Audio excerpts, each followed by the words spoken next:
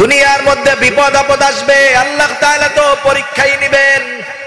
আল্লাহ তাআলা বলেন ওয়ালা নাবলুওয়ান্নাকুম বিশাইইম মিনাল খাউফি ওয়াল জু' ওয়া নাকসিম মিনাল আমওয়ালি ওয়াল আনফুসি ওয়াস সামারাত।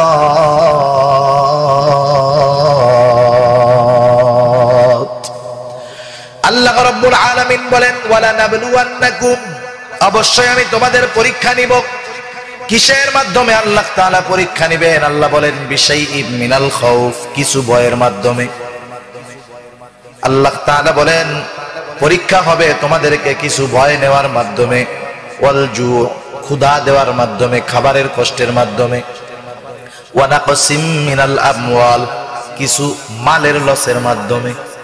ব্যবসায় লস হয় না মাঝে মাঝে?